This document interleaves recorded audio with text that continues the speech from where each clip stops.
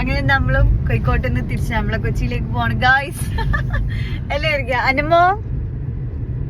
എന്താടി മക്കളൊക്കെ ഇങ്ങനെ ഒരു വികാരമില്ല, കൊച്ചിന്ന് വരുമ്പോഴും ഇങ്ങനെ ഇരിക്കണേ. തിരിച്ച് നാട്ടിലേക്ക് പോകുമ്പോഴും മാറി ഇങ്ങനെ തന്നെ ഇരിക്കണേ.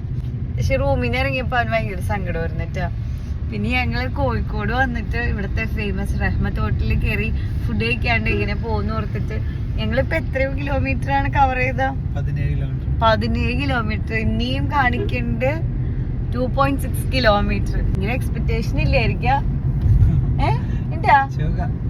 അതെ, അടിച്ചത് നോക്കട്ടെ കേട്ടോ. ഫുഡ് ഒക്കെ ഉണ്ടെന്നും കൂടി പറയാം.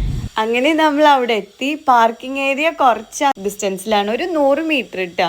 പക്ഷെ ഉണ്ടല്ല, ഇവിടെ ഏറ്റവും വലിയ ഹൈലൈറ്റ് എന്ന് പറയുന്നത് നമ്മൾ പാർക്ക് ചെയ്തിട്ട് അവരെന്നെ ഒരു ഓട്ടോ സർവീസ് ഉണ്ട്, അങ്ങോട്ടും ഇങ്ങോട്ടേക്കും. അപ്പം ഞങ്ങൾക്ക് അതൊക്കെ ഭയങ്കര ഒരു പുതിയൊരു എക്സ്പീരിയൻസ് കൂടിയായിരുന്നു. റോഡിന് 2 സൈഡും ഈ 2 വീലറിൻ്റെയും കാറിൻ്റെയൊക്കെ സ്പെയർ പാർട്സ് ഷോപ്പില്ലേ, അങ്ങനത്തെ ഷോപ്പൊക്കെ ഉള്ള ഒരു തിരക്കുള്ള ഏരിയയിലാണ് നമ്മൾ ഈ ഹോട്ടലുള്ളത്. ഇതുപോലുള്ള ഏരിയ ഞങ്ങളുടെ കൊച്ചിയിലും ഉണ്ട്. ബ്രോഡ്വേയിൽ കയറിയ പോലെ ഫസ്റ്റ് തോന്നിച്ച്, പിന്നെ അങ്ങോട്ടേക്ക് ഈ 2 സൈഡിലും സ്പെയർ പാർട്സ് ഷോപ്പൊക്കെ കണ്ടപ്പോൾ ഇവിടെ നോർത്ത് പാലത്തിൻ്റെ അടിയൊക്കെ പോലെ തോന്നുന്നുണ്ട്. അങ്ങനെ ഫൈനലി നമ്മൾ റഹ്മത്ത് ഹോട്ടലിൽ എത്തിയിട്ടുണ്ട്. അപ്പോൾ ഇവിടെ ഫസ്റ്റ് തന്നെ കയറുമ്പോൾ കാണുന്നത് കുറേ ഇവിടുത്തെ ട്രഡീഷണൽ ആയിട്ടുള്ള കുറേ സ്വീറ്റ്സും അതുപോലെ തന്നെ കുറേ കടികളൊക്കെ ആയിരുന്നു.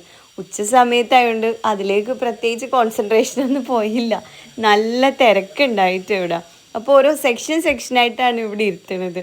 ഞാൻ എവിടെ പുറത്ത് പോയാലും അവിടുത്തെ ഈ മെനു കാർഡും ഇതുപോലെയുള്ള ഇതൊക്കെ ചെക്ക് ചെയ്യും. കാരണം എന്തെങ്കിലും ഡിഫറെൻ്റ് ആയിട്ടുള്ള പേരെന്തെങ്കിലും ഉണ്ടാന്ന് നോക്കാൻ വേണ്ടിയിട്ട്. ഇവിടെ ഇരിക്കുമ്പോൾ ഭയങ്കര ട്രഡീഷണൽ ആയിട്ടുള്ള ഒരു ആംബിയൻസ് ഫീൽ ചെയ്യുന്നുണ്ടായിട്ടാ. ഫസ്റ്റ് തന്നെ ഇവിടുത്തെ സ്പെഷ്യൽ എന്താണെന്ന് അന്വേഷിച്ചപ്പോൾ സ്പെഷ്യൽ ബിരിയാണിയാണ്, പിന്നെ എല്ലാ ഫുഡും ഉണ്ടെന്ന് പറഞ്ഞു. ഞങ്ങള് ബീഫ് റിബ് ബിരിയാണി പിന്നെ ചിക്കൻ ബിരിയാണിയാണ് ഞാനിതൊക്കെ ഓർഡർ ചെയ്തത്. ഇങ്ങനെ ഡിഫറെൻ്റ് ആയിട്ട് ഓർഡർ ചെയ്യണത് എന്താ അറിയോ? അപ്പം ഞങ്ങൾക്ക് അങ്ങോട്ടും ഇങ്ങോട്ടും ടേസ്റ്റ് ചെയ്ത് നോക്കാമല്ലോ. മിക്കപ്പോഴും ധരിക്കാനെ കൊണ്ട് ഞാൻ നിർബന്ധിച്ച് വേറെ എന്തെങ്കിലും ഓർഡർ ചെയ്യിപ്പിക്കും. മക്കൾ ആസ് യൂഷ്വൽ എവിടെ പോയാലും ഒരു മന്തിൻ്റെ ആൾക്കാരാണ് ഇപ്പോൾ. ഇവിടുത്തെ ഒരു സ്പെഷ്യൽ ഐറ്റമാണ് കടുക്ക. നമ്മളെ നാട്ടിൽ കല്ലുമ്മക്കായ എന്ന് പറയൂലേ, നല്ല ടേസ്റ്റ് ഉണ്ടായിട്ടാ. എല്ലാ ഫുഡും ബിരിയാണിയൊക്കെ കഴിച്ചിട്ട് അത് മനസ്സ് വരെ നിറഞ്ഞുപോയി. പിന്നെ നമ്മൾ ഒരു സുലൈമാനിയൊക്കെ കുടിച്ച്, ഞാൻ ചവിടിച്ചില്ല, ഞാനൊരു മിഞ്ചിലൈമൊക്കെ കുടിച്ച് ബില്ല് ചെയ്ത് നമ്മൾ പുറത്തിറങ്ങി.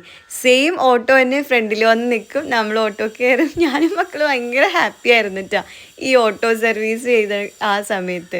പിന്നെ നമ്മളിവിടെ കയറുന്ന ടൈമിൽ അവരൊരു 100 രൂപ വാങ്ങിക്കും. തിരിച്ച് ഈ പാസ് കാണിച്ചാൽ ആ മണി നമുക്ക് റീഫണ്ട് ചെയ്ത് തരും. അപ്പോൾ അൽഹംദുലില്ലാ നല്ല റാഹത്തായിരുന്നു ഭക്ഷണമൊക്കെ. ഒരുപാട് ഓർമ്മകളൊക്കെ ആയിട്ട് തിരിച്ച് ഇനി വരണമെന്നുള്ള ഒരിതിലാണ് നമ്മൾ കോഴിക്കോട് നിന്ന് ഇറങ്ങിയത്.